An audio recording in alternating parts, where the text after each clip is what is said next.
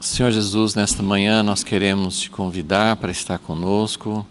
Ó Deus, nós estamos aqui diante da Tua Palavra, diante desse momento tão crucial, tão importante na vida do Teu povo naquela época, diante da invasão da Síria, diante de tantas ameaças, tantos perigos.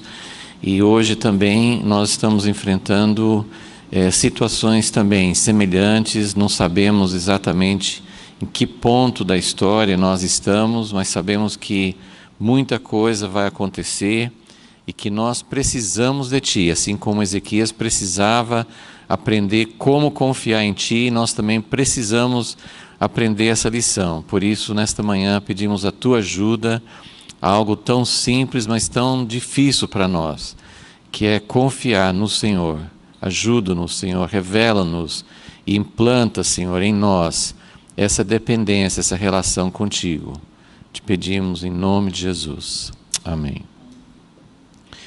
Bom, nós estamos sempre lembrando, vou lembrar mais uma vez, do texto de 2 Reis, capítulo 18, versículo 5, que fala que Ezequias confiou no Senhor Deus de Israel, de maneira que depois dele não houve seu semelhante entre todos os reis de Judá, nem entre os que foram antes dele. Ele se apegou ao Senhor e não deixou de segui-lo. Eu estou cada vez mais convicto de que esse texto é o texto central da vida de Ezequias.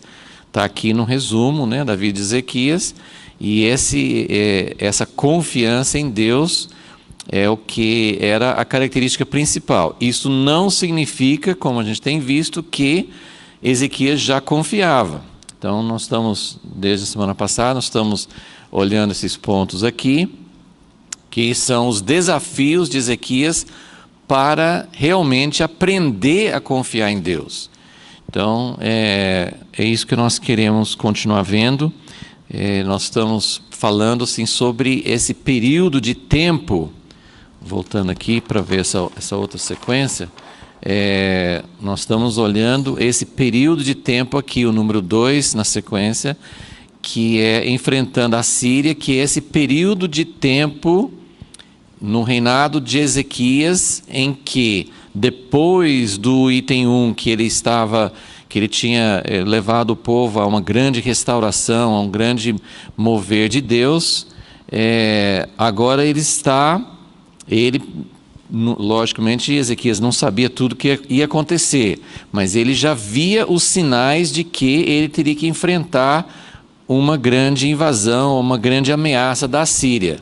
Então, nós estamos nesse período de tempo em que Ezequias está se preparando. Lá em 2 Crônicas, nós lemos que Ezequias percebeu que a Síria ia invadir Judá. Então, diante dessa percepção, ele fez várias preparações, ele se preparou de várias maneiras, ok? Então, nós estamos nesse ponto aqui, do número 2, o grande acontecimento na vida de Ezequias vai ser a invasão da Síria e depois que Deus vai fazer um grande livramento. Mas é lógico que Ezequias não sabe exatamente como que essas coisas vão acontecer. Ele percebe que a Síria vai invadir, mas ele não sabe exatamente como que vai acontecer. Então, nós estamos vendo aqui, nós vamos continuar falando um pouquinho sobre agora, nessa aula, sobre as passagens, principalmente no profeta Ezequias, no profeta Isaías. Mas antes eu vou ler uma passagem em Miqueias. Miqueias é um profeta também dessa época. Então vamos lá para Miqueias capítulo 1. A gente já mencionou que no livro de Jeremias menciona que Ezequias atendeu às advertências do profeta Miqueias, e foi por isso que o Senhor livrou Judá daquela invasão. Mas através dos profetas, a gente olhando os profetas, mais o profeta Isaías, Isaías foi um profeta que andou muito perto do rei Ezequias.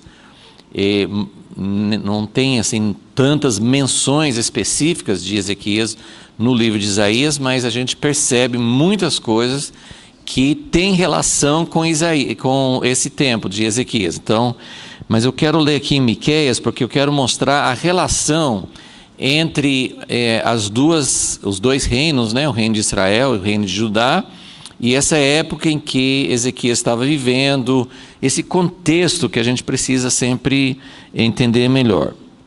Eu não vou ler todo o primeiro capítulo, mas no primeiro versículo, Miqueias 1:1, mostra que Miqueias profetizou nos dias de Jotão, que era o avô de Ezequias, Acás, pai de Ezequias, e Ezequias, reis de Judá, e que ele viu sobre Samaria, que é a capital das 10 tribos, e Jerusalém. Então, ele profetizou a respeito dos dois reinos, mas ele era pouco mais focado em Judá. Oséias, que é outro contemporâneo, Oséias profetizou mais para as 10 tribos. Você pode olhar o livro de Oséias, ele é um pouquinho antes, mas mais ou menos nessa mesma época, Oséias fala praticamente só sobre as 10 tribos. Mas era nessa época, antes do cativeiro, antes da Síria conquistar as 10 tribos, o reino de Israel. Então, no versículo 2, ele fala: ouvi todos os povos, presta atenção, ó terra, e tudo que nela há, e seja o Senhor Deus testemunha contra vós, o Senhor desde o seu santo templo. Porque eis que o Senhor sai do seu lugar, desce e anda sobre as alturas da terra. Só uma observação. Deus está sempre no seu templo, no seu trono. Nada acontece sem a sua permissão, sem o seu conhecimento. Mas não é em todas as épocas que Deus sai para fazer alguma coisa. Tem muitas épocas, como até mesmo a nossa época atual, em que muita coisa ruim acontece e parece que Deus não faz nada. Então os profetas, eles sempre falam, apontando, né? Você vai ver muito nos profetas falando o dia do Senhor, o dia do Senhor. E às vezes eles estavam se referindo a uma batalha, a uma situação, uma invasão de Babilônia, Síria, ou alguma situação que ia acontecer naquela época, mas eles falavam sobre o dia do Senhor porque tem um dia, que é o dia final, quando Jesus volta, tem um dia que Deus vai se levantar do trono mesmo, lá do céu, e vai assumir o trono aqui na terra. Então ele vai chegar e vai pôr todas as coisas em ordem. Até agora, Deus tem feito e faz algumas intervenções, mas a gente não vê Deus resolvendo todas as injustiças, a gente não vê Deus julgando a terra ainda, mas um dia ele vai julgar. Então sempre você vai encontrar essa ideia, e mesmo quando era alguma coisa que ia acontecer naquela época, que não era o dia final ainda, mas eles viam muito algo que ia acontecer já apontando para o dia final. Então aqui nessa época eles estão olhando muito para esse país, a Síria, e o que a Síria ia fazer com as 10 tribos, com a nação de Israel, e o que ia fazer também com Judá. Porque lembre, quando Ezequias assumiu o trono, pouquinho tempo depois, final das 10 tribos, a Síria levou para o cativeiro e acabou o reino de Israel. E algum tempo depois, é esse drama que nós estamos descrevendo agora, estamos estudando, algum tempo depois a Síria quer também engolir Judá, quer se apossar de Judá. Então é esse drama que nós estamos vivendo, que nós estamos acompanhando, né? E que tem muito a ver com coisas que Deus vai fazer no nosso tempo também. Bom, então, versículo 3, eis que o Senhor sai do seu lugar e desce e anda sobre as alturas da terra. Os montes debaixo dele se derretem, os vales se fendem como a cera diante do fogo, como as águas que se precipitam no abismo. que está acontecendo? Versículo 5. Tudo isto por causa da transgressão de Jacó. Jacó, como você sabe, era o nome. Jacó era o nome que ele recebeu quando nasceu, e depois ele recebeu o nome de Israel, que passou o nome para a nação de Israel. A nação de Israel não é chamada de Abraão, não é chamada de Isaac, é chamada de Israel, que era o nome de Jacó. Então, quando fala Jacó, é como sinônimo, porque ele fala tudo isso por causa da transgressão de Jacó e dos pecados da casa de Israel. E aqui ele está se referindo, muitas vezes Israel vai se referir às 12 tribos, que Israel era o nome de toda a nação. Mas como aqui é o tempo do reino dividido e tinha Judá e tinha Israel, aqui ele está se referindo mais às 10 tribos, né? Tudo isso por causa da transgressão de Jacó e dos pecados da casa de Israel. Qual é a transgressão de Jacó? Não é Samaria? Samaria é capital, então lá que se concentra, né, o pecado da nação de Israel. E qual é o alto de Judá? Não é Jerusalém? Porque lembre que assim, ele disse no início que ele profetizou durante os dias de Jotão, Acás e Ezequias.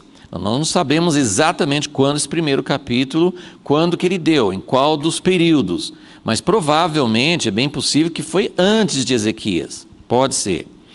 E esses 3 reis, Jotão, que nós já estudamos, todo mundo lembra quem é Jotão? Jotão foi um rei teve um período muito curto, então você não vai lembrar muita coisa sobre Jotão, porque nós não sabemos muita coisa sobre Jotão. Mas Jotão foi um rei que não tem nada ruim escrito a respeito dele, mas foi muito curto e não teve assim também um destaque, não teve uma coisa importante que ele tenha feito para Deus, né? E ele encerra um período de 4 reis que eram todos mais ou menos, lembra? Nós estudamos assim, vários reis que a maioria dos antecessores de Jotão começaram bem e terminaram mal. Pelo menos Jotão não fala que ele terminou mal, não fala nada assim, ele não fez nada assim de muito mal, mas também ele não trouxe uma coisa muito boa. Então ele é meio sem, e não tem muita informação sobre ele. Agora, Acás foi um rei terrível, um dos piores, né? A Bíblia coloca Manassés, que foi filho de Ezequias, a Bíblia coloca Manassés como o pior dos reis de Judá. Mas Manassés se arrependeu, pelo menos parcialmente, mas a Bíblia fala do arrependimento de Manassés. E não tem nenhum registro de nenhum arrependimento de Acás. Então, ele foi realmente um rei muito perverso, levou o povo a se afastar de Deus, fechou a casa de Deus.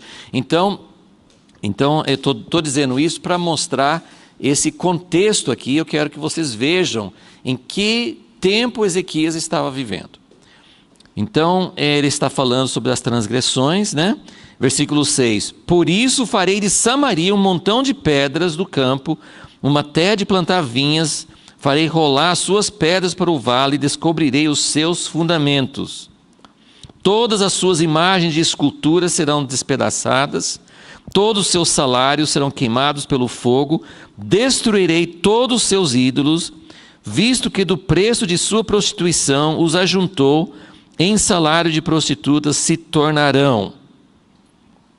Então ele está falando sobre a iminente destruição, o iminente juízo sobre a nação de Israel. E realmente isso aconteceu nessa época, durante o tempo de Miqueias mesmo, durante o tempo de Ezequias. Agora, versículo 8. Por isso lamentarei e uivarei. Olha só, é muito importante a gente entender isso, porque hoje nós temos muitas situações que causam ira de Deus sobre nossa nação, sobre a igreja, sobre tudo que nós estamos vivendo hoje. Mas uma coisa sim, que nós nunca podemos esquecer, mesmo no Velho Testamento, que o Espírito Santo ainda não habitava dentro das pessoas, na medida em que né, isso acontece hoje por causa da morte e ressurreição de Jesus, que o Espírito Santo veio para habitar em nós. Os profetas do Velho Testamento, eles ainda não tinham esse potencial, assim, o Espírito Santo vinha sobre eles, mas não era uma habitação interior como é hoje. Mas mesmo eles recebendo essa palavra de Deus, a gente sempre lembra de Jeremias, que é chamado de profeta chorão, mas você vai encontrar hoje, se der tempo, ainda vou mostrar isso em Isaías, você vai encontrar em muitos profetas essa união de declarar um juízo de Deus, mas de chorar. Porque hoje eu vejo, entre muitas reações erradas que nós estamos vendo, em relação às coisas que estão acontecendo com a sociedade, com a corrupção, com assim, toda essa linha que a sociedade em geral está seguindo, de deixar a família, de não ter realmente a educação certa para nossos filhos, tudo isso que está acontecendo diante dos nossos olhos. Nós temos duas reações, sempre tem, né, os extremos, nós temos duas reações erradas. Uma é se conformar, falar assim, tudo bem, isso aí eu acho que até é interessante, a gente tem que entender, a gente tem que acompanhar, quer dizer, tem uma reação de conformismo, de acomodação e de achar que não tem problema nenhum. Claro que isso é muito errado. E por outro lado, nós temos uma reação de pessoas que acham que isso é horrível, que criticam, que abominam e que falam até a respeito do juízo de Deus, que Deus abomina isso, mas eu não estou vendo na maioria dessas reações esse elemento de Miqueias, de Jeremias, de Isaías, que é de chorar. Miqueias, ele está vendo a justiça de Deus, ele está dizendo, olha, Deus está se levantando, ele vai descer para a terra, os montes vão derreter, vai ter juízo, e é um juízo justo, é um juízo que está demorando para chegar, porque faz tempo que o povo de Deus está na idolatria, faz tempo que eles estão abandonando Deus, faz tempo que eles são injustos. Então você pode ler os profetas, principalmente os maiores que falam mais detalhado, mas mesmo os profetas menores, Oséias, ele vai falando sobre o que o povo realmente estava fazendo. É muito importante a gente pegar essa visão dos profetas, porque quando você lê a história, em Reis e Crônicas, aí fala sobre as coisas que o rei fazia, fala sobre os altos, fala sobre idolatria, mas nos profetas é que nós temos uma descrição mais apurada, mais ampla, do que o povo realmente fazia. Então é muito importante a gente entender a mensagem dos profetas. Eles falavam não só para o rei. Isso que eu quero mostrar, que Ezequias foi um rei, ele cometeu erros, mas em geral Ezequias foi um rei muito temente a Deus, buscava a Deus, queria confiar em Deus, Deus realmente fez um grande livramento, ele foi um rei exemplar, mas nesse tempo de Ezequias, o povo, você vai ler Isaías que fala muito sobre a época profetizou muito durante a época de Ezequias, ele fala muito sobre a idolatria, sobre os erros do povo, mas não é Ezequias, não é o rei, está todo mundo uma bênção, nós estamos vivendo em avivamento. Não, apesar de tudo que Ezequias fez, continuou tendo muitos problemas no meio do povo. Então isso que a gente ganha, essa visão dos profetas, nos mostra um pouco mais da realidade. Então Miqueias está profetizando aqui a respeito do juízo que vem sobre o povo de Israel e também de Judá, mas Miqueias não está falando, que bom, está vendo? Eu falei, bem feito, vocês vão pagar o que vocês fizeram, né? Aquela pregação assim, né? Deus vai julgar e está quase celebrando, porque todo esse povo está fazendo as coisas ruins, vai para o inferno mesmo, ou vai sofrer, ou Deus vai julgar, vai para as cadeias. Por isso, sim, irmãos, com é muito difícil manter isso em juntar essas coisas. É muito difícil você combinar a sua indignação, que precisa ter. Como eu falei assim, não é uma acomodação, nós não estamos aceitando, nós não estamos dizendo, coitadinhos, as pessoas erram, mas coitadinho, Deus ama a si mesmo. Nós não estamos colocando o amor de Deus como um amor mole que não trata com a injustiça. Deus espera, Deus aguarda, tem muitos períodos, às vezes períodos longos, em que Deus olha para a maldade e não toma uma medida imediata. Então, isso faz parte da história, até que Deus realmente, até chegar ao juízo final, e tem intervenções pontuais, tem momentos em que Deus chega e cai o império, em que a situação muda, crises financeiras que afetam países, que afetam o mundo. Então Deus vai agindo com medidas diferentes, e tem momentos em que o juízo de Deus vem, mas os verdadeiros profetas, ou a igreja de Jesus, não celebra quando os políticos vão para a cadeia, por mais que a gente acha que eles devam ir, não é que eles não devam ir, mas a reação nossa não é aquilo que a gente expressa, não é ódio, não é alegria no sofrimento dos outros, é isso aqui. Por isso lamentarei. Miqueias não vai celebrar quando o juízo justo de Deus chegar.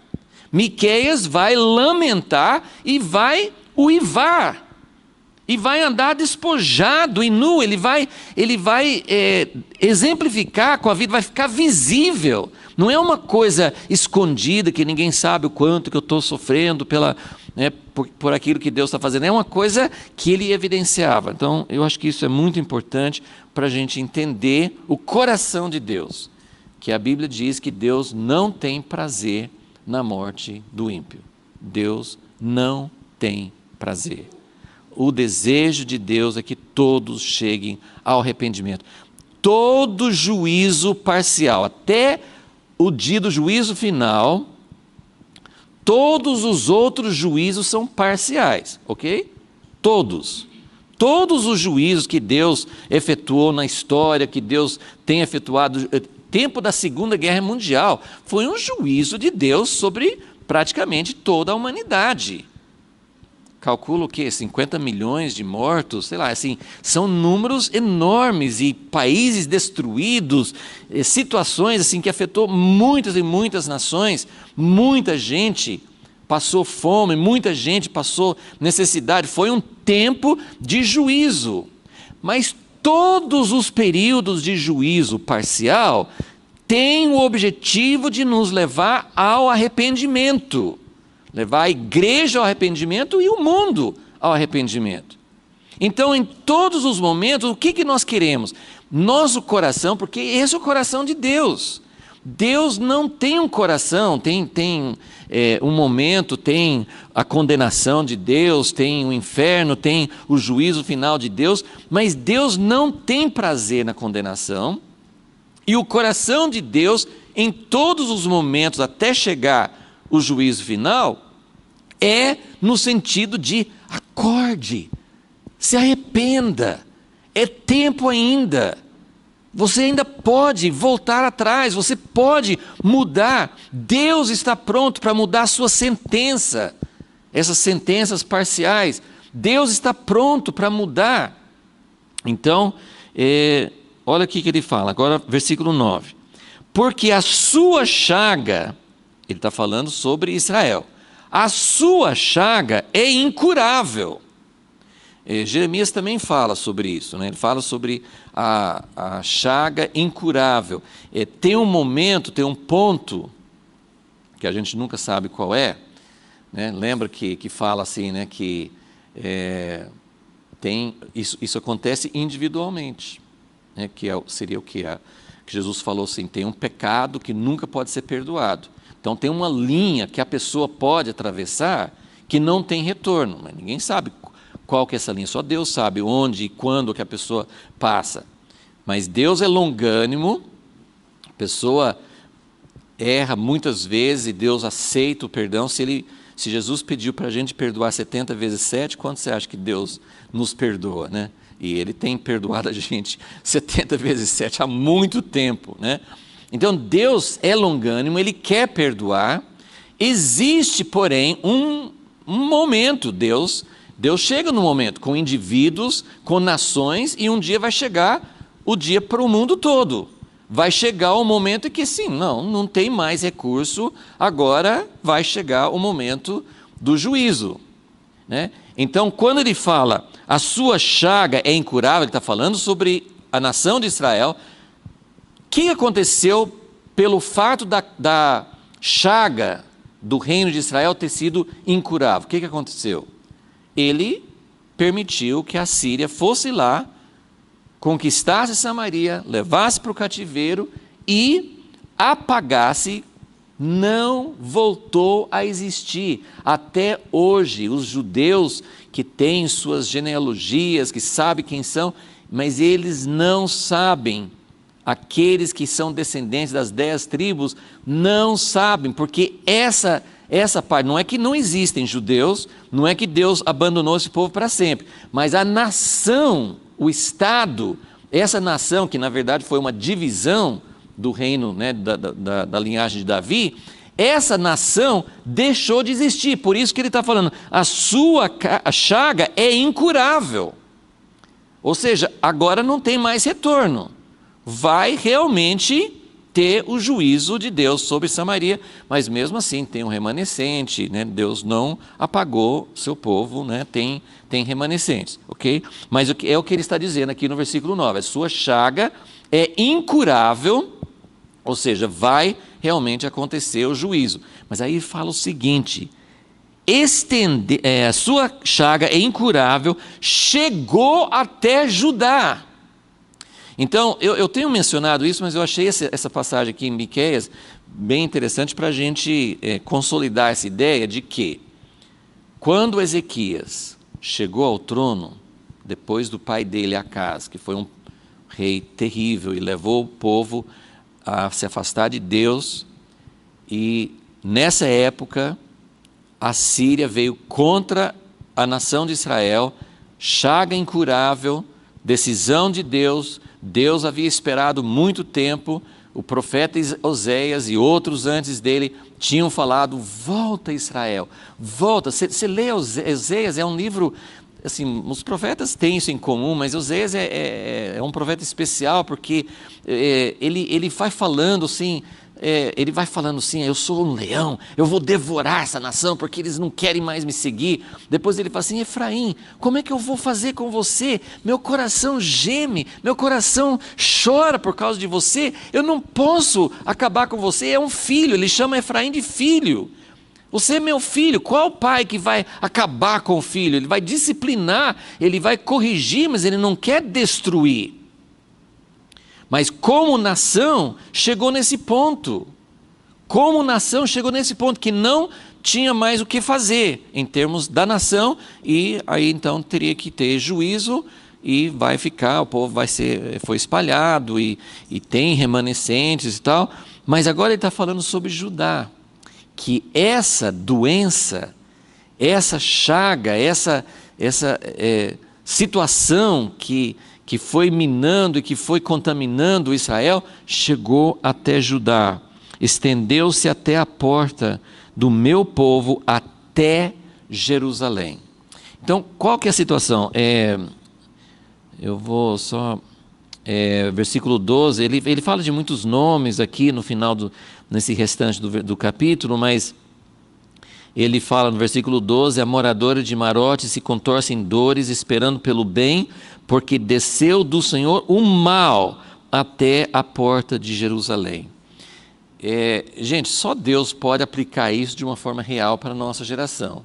O que eu consigo enxergar aqui é o seguinte, o povo não estava servindo a Deus, eles estavam servindo outros ídolos, mas era uma mistura, porque eles sabiam que eles eram povo de Deus, sabiam que tinham aliança, e a gente não sabe exatamente como a maioria pensava, ou como cada um pensava, mas havia um pensamento mais ou menos assim: Deus é um pai longânimo, Ele não vai largar a gente, no fim sempre vai dar certo, no fim Deus vai chegar e vai nos socorrer, no final de contas, apesar das nossas idolatrias e tal, Deus ainda está conosco. Então a gente tem muito essa ideia, né? E essa ideia existe na igreja, existe na sociedade. Deus não vai deixar isso acontecer. Mas ele está dizendo, olha, né, versículo 12 ele fala: eles estão esperando pelo bem, mas o mal está chegando. Então, essa situação, uma situação terrível. Então, esse capítulo aqui, eu li esse trecho aqui para vocês, para entender bem assim, o contexto histórico. Nós estamos procurando entender como Deus desafiou Ezequias para confiar nele. A descrição dele, que eu tenho lido muitas vezes nessas aulas, confiou Ezequias no Senhor Deus. Nenhum outro, antes dele nem depois, confiou tanto quanto Ezequias. Mas isso não foi uma coisa que ele já começou desse jeito. Deus foi mostrando. Então a gente tem falado sobre esses diversos pontos aqui, que Deus estava testando, treinando, ensinando, falando através dos profetas. Por isso você vai encontrar, por isso que é tão importante a gente entender, quando você lê Isaías, principalmente assim, né, antes do capítulo 40, né, do capítulo 40 para frente do profeta Isaías, muda um pouco assim o foco, talvez foi uma época um pouquinho mais tarde, mas os primeiros 39 capítulos de Isaías são muito dessa época, né? Tem uma parte que nós já até estudamos também, capítulos 7 e 8, que Isaías estava profetizando no tempo de Acaz, que fala com Acaz. Mas uma grande parte das profecias de Isaías era nessa época de Ezequias. E ele não estava falando, está tudo bem, Ezequias é um rei maravilhoso, e eu vou profetizar sobre bênçãos, eu vou profetizar sobre restauração. Nós não vamos ter tempo assim, para estudar mais assim, o livro de Isaías. Eu estou só pegando assim, alguns trechos dos profetas para a gente entender a ligação com o período histórico. Mas você vai encontrar muitas profecias de Isaías chamando o povo para arrependimento, sendo que Ezequias já tinha feito todo esse trabalho de restauração. Então, queria que vocês vissem essa situação, e que a invasão, a grande invasão da Síria, que vai acontecer em Judá, não era só um teste, não era só, vamos ver se Ezequias vai confiar. Era, na verdade, Judá estava na fila, como o Miqueias falou assim, eles estavam um pouquinho melhores do que Israel, mas eles estavam assim, a chaga, a doença, o afastamento de Judá está chegando quase aos mesmos níveis de Israel. E se Deus julgou Israel, por que ele não vai julgar Judá?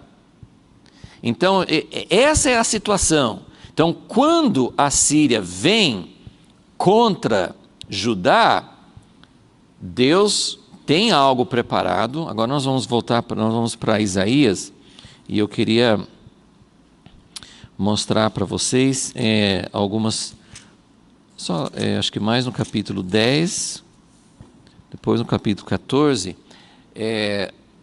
Deus já mostrando para Isaías que a Síria não ia conseguir acabar com Judá. Deus estava permitindo que a Síria invadisse. Era uma situação que toda nação precisava aprender a confiar, mas não era só a questão da confiança, era também porque Judá também estava contaminada com os mesmos pecados de Israel, e Deus estava trazendo um juízo parcial para que o povo se arrependesse, ok? Então, o capítulo 10 de Isaías é um capítulo bem interessante. Há uns meses atrás, a gente falou sobre isso, porque é uma das coisas assim, às vezes até meio difícil de entender os caminhos de Deus, é que quando o povo dele pecava, Deus levantava um opressor. Isso está no livro de Juízes, isso está, tinha os filisteus na época de Saul, tinha, assim, Deus levantava vários povos em volta, a Síria, né? Não a Síria, mas Síria foi usado várias vezes. Então, esse caso aqui, depois da Assíria, foi Babilônia, mas no fim. Então, Deus tem uma coisa meio contraditória na nossa cabeça, que é assim, o povo de Israel está pecando, eu vou deixar um país, né, país da vez, né, essa aqui é a Síria, eu vou deixar a Síria castigá-los, eles são o meu instrumento. Eu vou ter que só pular, assim, mas Isaías 10, versículo 5, ai da Síria, a vara da minha ira. Quem que é a Síria? A vara da ira de Deus. Ou seja, a Síria está fazendo o que Deus mandou fazer. Só que depois Deus fica bravo com a Síria. Você consegue entender isso? Né? Esse capítulo 10 é o melhor capítulo que eu conheço na Bíblia para explicar esse paradoxo. Que ele explica por quê que isso acontece.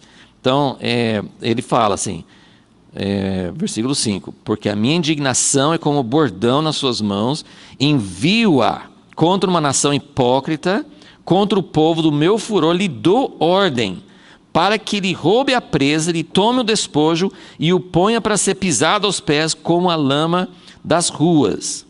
Mas ela não pensa assim. Quem não pensa assim? A Síria.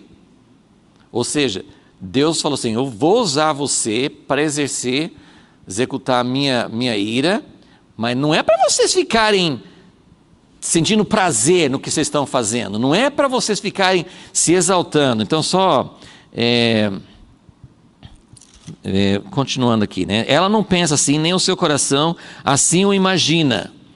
Antes no seu coração intenta destruir e desarraigar não poucas nações.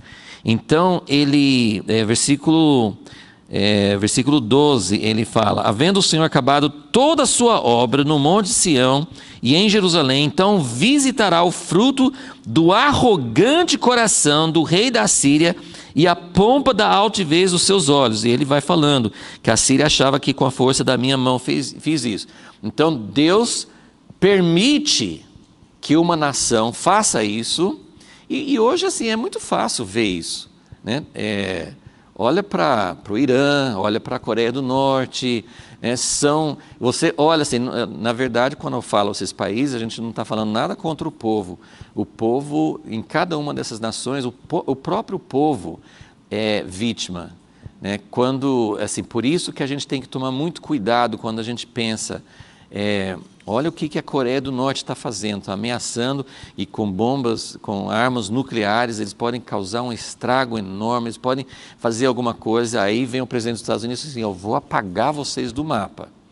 E quando tem isso, eu não sei o que vai realmente acontecer, quando tem essas coisas, assim, na história, como em todas as guerras que a gente conhece a história, muitas vezes acontece muita morte, e aí a gente volta à questão de que a morte física não é o juízo de Deus. Ela pode até fazer parte de um processo de juízo, mas quando o povo, isso assim, numa enchente, num tsunami, num terremoto, não é?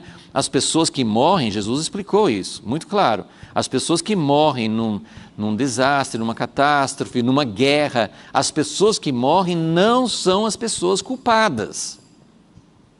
E a morte dessas pessoas não significa que Deus está condenando aquelas pessoas, porque a morte não é a sentença final de Deus, ok?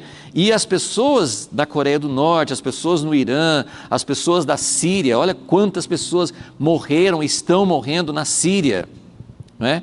Essas pessoas, Deus sabe o que Ele vai fazer com cada uma, porque elas estão passando por um inferno. Estão passando por uma coisa terrível. Mas essas pessoas não são as pessoas culpadas. Então, no nosso coração, a gente não pode desejar, é mesmo, Trump, vai, acaba com esse povo lá. Tome cuidado, não vamos entrar nesse espírito, porque Deus não quer acabar com o povo da Coreia do Norte. E, na verdade, Deus, até onde existe possibilidade, até não passar da linha, Deus quer o arrependimento dos líderes também.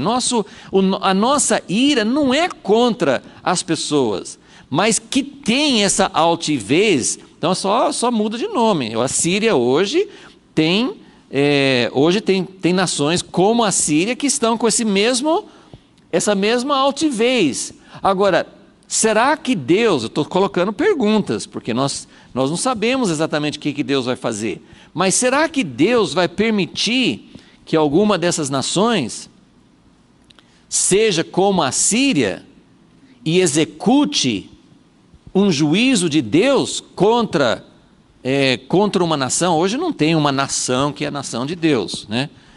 Tem alguns norte-americanos que pensam que sim, mas não tem, né?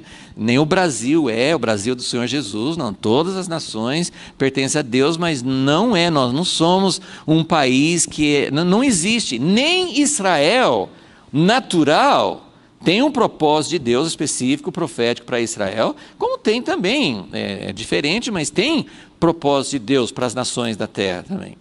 Mas nem a nação de Israel, como um Estado, com os líderes políticos, não representam uma nação como nessa época, como Ezequias. Nessa época, sim, Deus tinha uma nação, um povo que era a nação de Deus. Deus tem um propósito, Ele vai fazer algo em Israel natural, Ele tem um remanescente entre os judeus, também tem um propósito especial, mas nenhuma nação é uma nação hoje no sentido que era naquela época. Mas Deus pode permitir que uma nação hoje execute juízo. Eu não sei por que tanto juízo contra a nação da Síria. Porque, gente, é um país destruído. Eu não sei. Não sei por que Deus permitiu. Mas todas as coisas que Deus permite são para que haja arrependimento. E nós não sabemos o quanto que Deus está agindo no meio de refugiados, no meio das pessoas que estão fugindo, no meio das pessoas que estão lá. Nós não sabemos qual o propósito de Deus. Mas nós sabemos que quando Deus usa uma nação, ou assim, tem nações, tem facções, como o ISIS, tem grupos, que Deus permite, mas depois Deus vai julgar aquele grupo, aquela nação, porque eles tiveram essa atitude, de orgulho, de querer assumir o lugar de Deus, ok? Mas eu queria mostrar então que depois depois talvez a gente até volte nesse capítulo, eu não tenho tempo para ler tudo, mas ele vai explicando que a Síria foi a vara nas mãos de Deus. Tem uma expressão aqui que eu queria achar, ele fala assim no versículo 15, gloria-se o machado contra o que corta com ele, ou se gaba a serra contra o que a usa? Vocês entenderam a figura aqui? A Síria era o machado. Deus estava usando a Síria como machado, como serra, para cortar o povo dele. Mas esse machado estava se gloriando contra Deus que usava esse machado. Então, e isso nós sabemos que existe até hoje em todas as nações que se levantam, Na Segunda Guerra Mundial, houve, Deus permitiu, mas houve depois juízo sério contra as nações que se levantaram. Então, isso é algo que acontece bastante na história. Então, aí ele fala, no versículo 24, pelo que assim diz o Senhor Deus dos exércitos, não temas, povo meu, que habitas em Sião. A Síria, quando te ferir com a vara, e contra ti levantar o seu bordão, à maneira dos egípcios. Daqui a bem pouco se cumprirá a minha indignação e a minha ira para os consumir. E o Senhor dos exércitos suscitará contra ela um flagelo contra a matança, como a matança de Midian, e junto à rocha de Horebe. A sua vara se estenderá sobre o mar, ele a levantará como no Egito. Naquele dia a sua carga será tirada do teu ombro, e o seu jugo do teu pescoço, o jugo será despedaçado por causa da gordura. Então, não sei se você está acompanhando tudo aqui, mas ele está dizendo assim, eu estou usando, no caso de Israel, das 10 tribos, sentença, juízo foi mais completa. Contra Judá, Deus iria usar a Síria, mas não para destruir. Então ele falou assim, aguente, vai ter disciplina, vai ter a mão de Deus pesando, mas depois eu vou tirar. Ele fala assim que versículo 26, Deus vai suscitar contra ela um flagelo, que naquele momento da invasão, o anjo do Senhor matou todo o exército da Síria, né? No capítulo 14, Isaías 14, só para você ver que Deus já tinha falado, não sabemos assim quando até que ponto que Ezequias ouviu essa profecia, até que ponto que ele entendeu, mas Isaías 14, 24. O Senhor dos Exércitos jurou, dizendo, como pensei, assim sucederá. E como determinei, assim se efetuará. Quebrantarei a Síria na minha terra, e nas minhas montanhas a pisarei, para que o seu jugo se aparte de Israel, e a sua carga se desvie dos seus ombros. Então ele já estava colocando aqui que, no caso de Judá, Deus iria dar um livramento. Mas eu queria que vocês vissem que Judá também foi julgada. Não definitivamente ainda, mas na invasão de Senaqueribe, rei da Síria, ele tomou muitas cidades, levou muita gente para o cativeiro já, ele matou muita gente, né? Houve um grande livramento quando ele foi contra Jerusalém, mas houve um período de grande destruição. Então, Judá também sofreu essa disciplina da parte de Deus, ok? Bom, então eu só queria voltar assim, para esse foco principal. E a gente já leu algumas coisas, mas eu quero agora que vocês vejam comigo, eu vou só me referir um pouquinho a esse primeiro, essa questão da aliança com o Egito, que não narra nos livros históricos, Reis e Crônicas, não fala que Ezequias ficou tentado a fazer uma aliança com o Egito, mas lendo Isaías e também com fatos históricos que foram descobertos, a gente percebe que o Egito estava levantando uma grande resistência contra a Síria e que era a coisa mais natural do mundo eles tentarem se aliar contra a Síria junto com o Egito. Então, eu só queria ler agora em Isaías 30, que eu acho que eu só fiz uma referência, mas eu queria chamar a atenção para essa lição que Deus queria ensinar para Ezequias. No meio da disciplina, se Deus está disciplinando, e gente, eu não sei o quanto que nós vamos ter que realmente lançar mão dessas coisas aqui nos próximos dias, quem sabe, nos próximos meses, eu não sei o que vai acontecer. Talvez todas essas ameaças nucleares, Irã contra Israel, a Coreia do Norte, Rússia fazendo, né, exercícios militares perto de países da Europa, eu não sei quanto que isso vai também assim, passou, né? Quem é de mais tempo atrás e que lembra da Guerra Fria, vivia com essas ameaças, né? O tempo inteiro, assim, né? A Rússia, né? A União Soviética, né? A União Soviética, eles estão ameaçando isso, né? Teve aquele negócio lá nos anos 60 com Cuba, que o negócio ficou muito próximo, o presidente dos Estados Unidos estava assim muito próximo de reagir com algum ataque nuclear. Então, assim, vários momentos o mundo esteve muito próximo a um conflito mais sério e não acontecia. E isso às vezes dá para a gente uma certa acomodação. Eles vão se entender, né? Eu não sei se vocês já leram, eu acho que tem lógica, né? Que a Coreia do Norte, na verdade, não quer atacar. O que eles estão querendo fazer é ameaçar e ganhar mais força para quebrar essas sanções contra eles e tal. Então ele quer mostrar assim, tome cuidado, me trate bem, que senão eu sou perigoso e tal. Então muita gente faz uma análise de que não, a Coreia do Norte não quer, ninguém quer entrar numa guerra nuclear, como no tempo da Guerra Fria, ninguém quer, porque não vai ser, pode ser os Estados Unidos, pode ser quem for, não vai ter prejuízo só de um lado.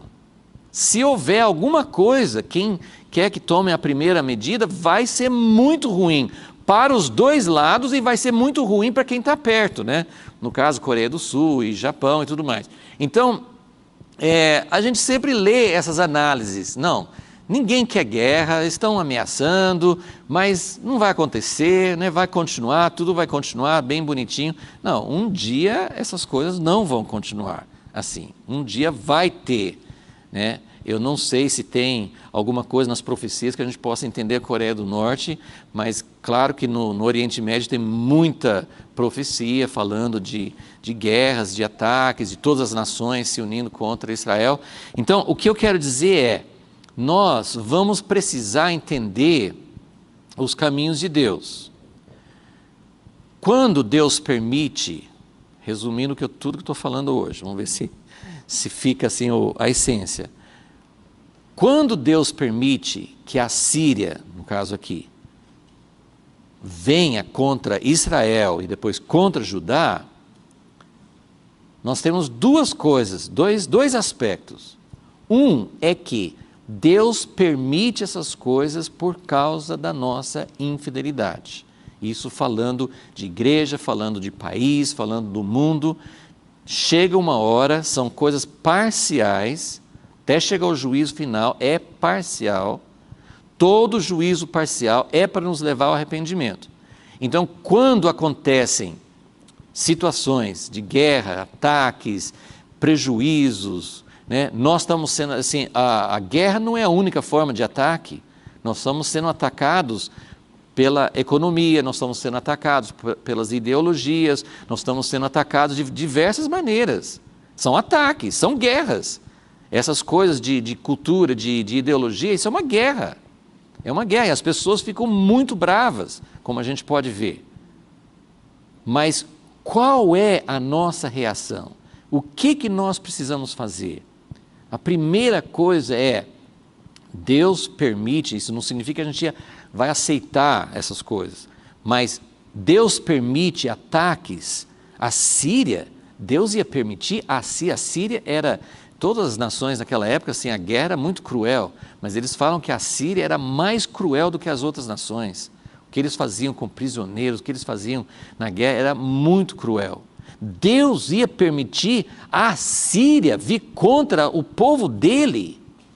Deus permite porque ele fala, a Síria é a vara da minha ira. Então a primeira coisa que a gente precisa entender é, Deus não é uma coisa barata, Deus vai me livrar, eu sei que Deus está no nosso lado, não vai acontecer nada com a gente, não. Deus permite juízos para que a gente chegue ao arrependimento. Então a primeira coisa é, Deus, o que o Senhor está fazendo com a igreja? Por que nossa nação está sendo tão atacada? E não é só a nossa, no mundo inteiro, no mundo ocidental principalmente, todas essas ideologias estão ganhando rapidamente.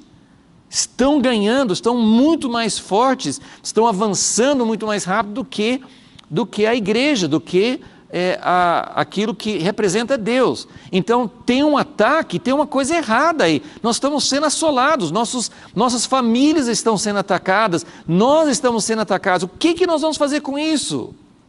Então são guerras, são ataques. Não a reação de Ezequias não era, tá bom Deus, manda a Síria mesmo, eu estou aqui esperando, assim, pode, né, o que eu vou fazer? Não, ele se preparou, ele reforçou a segurança, ele buscou a Deus, ele buscou maneira de se defender, organizou o exército, construiu muros, a gente falou sobre esses aspectos. Então, existem ações que devem ser tomadas para nos proteger, mas mesmo isso, o sucesso disso depende de nós entendermos que Deus está nos levando ao arrependimento, porque nós estamos sendo atacados, nós estamos perdendo essa parte da guerra, né? A vitória final é de Deus, mas nós estamos perdendo muito terreno por causa de não termos buscado ao Senhor, ok? Então, aí entra a segunda lição, que é confiança. Então, a primeira é, entenda que Deus está tratando duramente com o seu povo e que nós precisamos nos arrepender.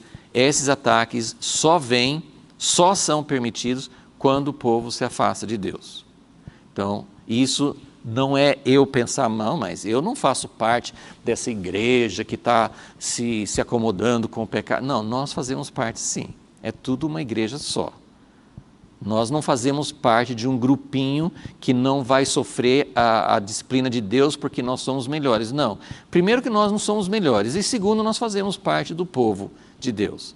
E os profetas falavam assim, por isso eu vou chorar, porque eu faço parte, é a filha do meu povo, o povo de Deus, é a nação, é o povo de Deus, é a nossa nação, não só a igreja, e a igreja não são só os evangélicos. A gente precisa realmente entender que Deus está tomando medidas sérias para nos levar ao arrependimento. Mas depois de entender isso, aí vem essa questão de confiança. Então, só terminando aqui, Isaías 30, eu vou ler um pouquinho no capítulo 30 e depois no 31. E vamos ver assim, ele está falando aqui sobre essa tentação de se aliar ao Egito. Vem a Síria. Nós estamos enfrentando uma grande ameaça. O que nós vamos fazer? Nós vamos buscar ajuda com o Egito, porque o Egito também é contra. Mas, o que ele diz aqui? Capítulo 30, versículo 1. Ai dos filhos rebeldes. Isso é tempo de Ezequias que ele está falando isso. Talvez não era Ezequias que queria fazer essa...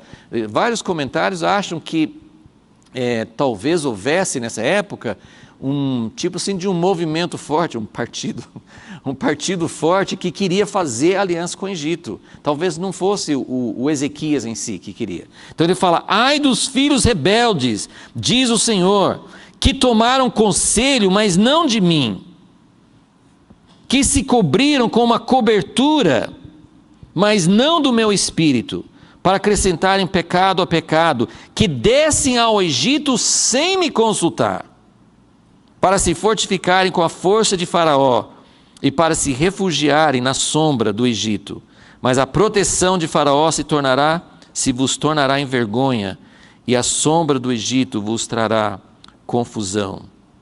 Versículo 12. Pelo que assim diz o Santo de Israel, visto que rejeitais esta palavra e confiais, a palavra-chave é confiar, em vez de confiar em Deus, olha no que eles estão confiando, na opressão e na perversidade. E todo aí na frente ele fala, versículo 15, assim diz o Senhor Deus, o Santo de Israel, em vos converterdes, em repousardes está a vossa salvação. Gente, como que eu vou repousar quando eu estou sendo ameaçado? E como eu falei na última aula, isso não significa que Ezequias não deveria reforçar a segurança. Mas ele está dizendo, vocês têm que repousardes está a vossa salvação, no sossego e na confiança está a vossa força, mas não o quisestes. Assim, antes disseste, não, porém sobre cavalos fugiremos, portanto fugireis. Disseste, sobre cavalos ligeiros cavalgaremos, portanto os vossos perseguidores serão ligeiros. Então, tudo isso aí você pode aplicar para armamentos, nós temos aviões, nós temos mísseis, nós temos não sei o quê. Vocês confiam nessas coisas? Então, dos inimigos vão ser mais fortes do que os seus. Então, toda confiança em outras coisas não é aquilo que nos separa da confiança em Deus. Capítulo 31, versículo 1. Ai dos que descem ao Egito a buscar socorro, que se estribam em cavalos, têm confiança em carros, porque são muitos, e nos cavaleiros, porque são poderosíssimos, mas não atentam para o Santo de Israel, nem buscam ao Senhor. Todavia este é sábio, o Senhor, e faz vir o mal, ele não retira suas palavras.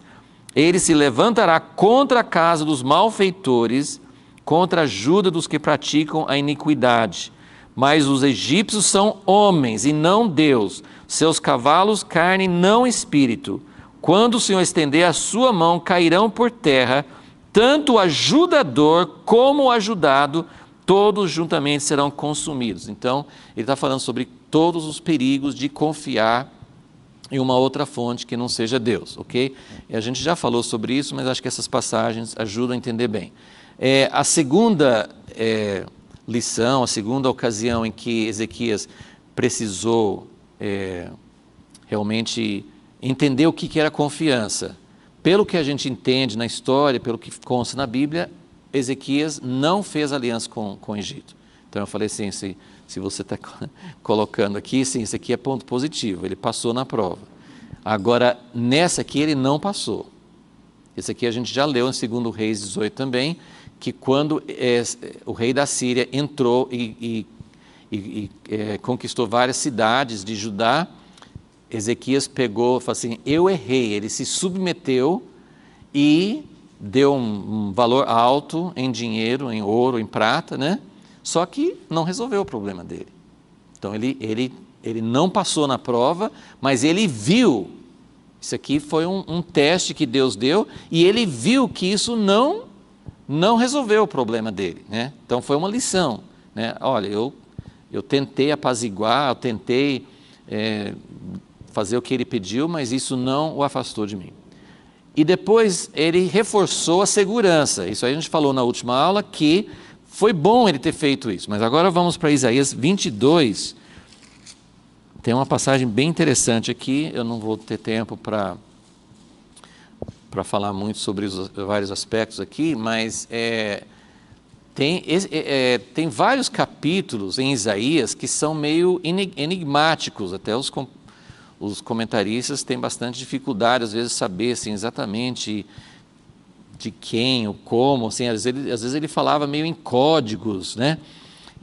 Mas aqui, porque ele começa o capítulo 2 falando oráculo acerca do vale da visão, mas ele começa a falar de uma cidade que claramente é Jerusalém, e eu não vou ler todo o contexto aqui, mas ele começa, Isaías 22, ele começa falando assim, versículo 1, que tens agora para que com todos os teus subisses aos telhados? Sabe que até hoje, né, quando você vai para o Oriente Médio, Jordânia, por exemplo, assim, todas as casas não tem esse telhado nosso, assim, de telha inclinado, assim, tem esse telhado, esse teto reto. Então, e tem muitas menções na Bíblia assim, de como eles subiam no telhado, né? Porque não era como hoje, que é mais difícil subir no telhado, né? Eles subiam e faziam até festas lá em cima, né? Era como um tipo de um terraço, né? Cidade cheia de aclamações, cidade turbulenta, cidade que salta de alegria. Então, ele está descrevendo aqui uma situação em que a cidade está sendo ameaçada e eles estão fazendo festa.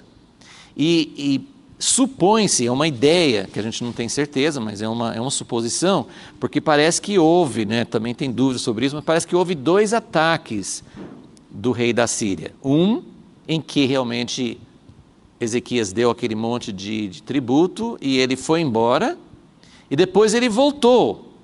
Então, alguns supõem que essa profecia de Isaías 22 tenha sido depois que ele foi embora, dessa vez que ele deu o ouro e a prata, o tributo, Aí todo mundo ficou aliviado e começou a festejar. E ele falou assim, peraí, não é hora de festejar não, o perigo não acabou. Houve então ele começa a falar sobre todos os seus príncipes fugiram, versículo 3, versículo 4, eu queria mostrar aqui de novo, essa atitude do profeta, que ele fala assim, portanto digo, desviai de mim a vista e chorarei amargamente. O profeta, ele está sempre assim, quando todo mundo está festejando, acho que nós nos livramos, aqui está tudo bem, o profeta está chorando, sabe, ele está meio assim, e por isso a gente precisa prestar muita atenção na palavra profética, na visão que Deus dá no nosso tempo. Precisamos pedir, Deus, nós também precisamos ser alertados para a gente não ficar festejando e celebrando e achando que está tudo bem quando não está. Então ele fala, desviai de minha vista e chorarei amargamente, não vos canseis mais em consolar-me pela destruição da filha do meu povo. Dia de alvoroço, de vexame, de confusão, e essa da parte do Senhor Deus dos exércitos, no vale da visão, dia de derrubar muros, de clamar as montanhas.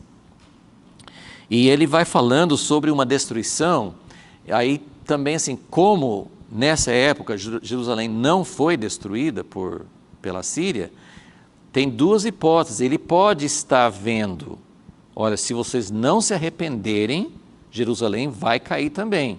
E pode ser que, pela reação positiva, principalmente do rei, mas do povo também, essa destruição que foi prevista não aconteceu. Isso várias vezes aconteceu na Bíblia, que Deus falava, vai acontecer isso, mas não acontecia porque o povo tinha voltado atrás. Agora ele pode também estar vendo lá na frente, mais de 100 anos depois, quando no tempo de Babilônia realmente foi destruída. Mas de qualquer forma, Deus está dando um tempo, Deus está dando uma chance aqui,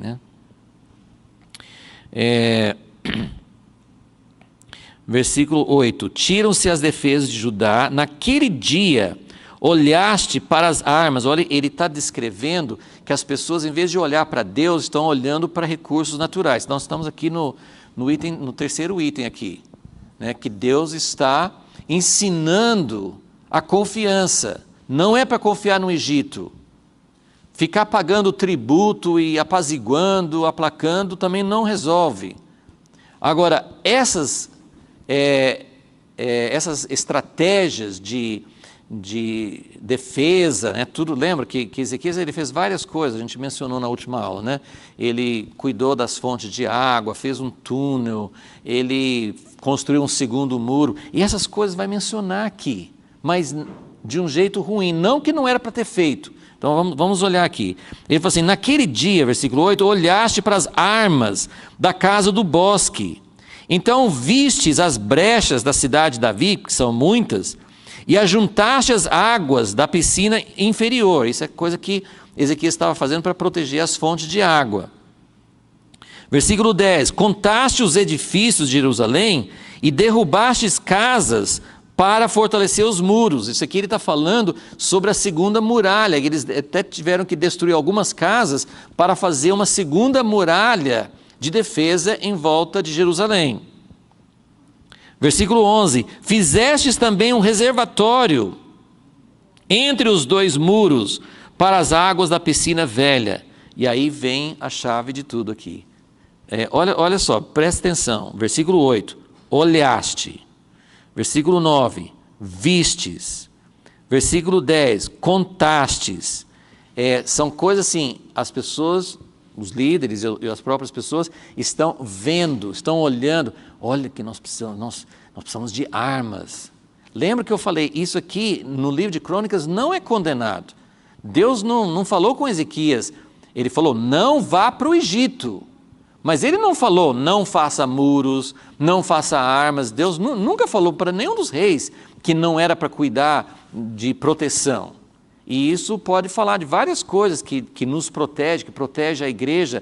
Nós precisamos instruir, nós precisamos ensinar, nós precisamos ter defesas, nós precisamos ter entendimento. Nós estamos aí sendo atacados com toda essa questão dessa guerra de ideologia. Nós precisamos estudar isso, nós precisamos entender. Existem defesas, existem direitos, nós podemos recorrer a leis, nós podemos usar essas coisas. Mas olha como tem um jeito certo e o jeito errado. Essa questão aqui não precisa deixar de buscar, de reforçar, de trazer segurança. Mas olha aqui, ele falou assim, vocês olharam para as armas, vocês olharam para o muro que precisava consertar e fechar as brechas, vocês olharam para a necessidade de fontes de água, tudo certo. Mas o que ele falou? Versículo 11, mas não olhastes para cima, para o que o tinha feito, nem considerastes o que o formou desde a antiguidade.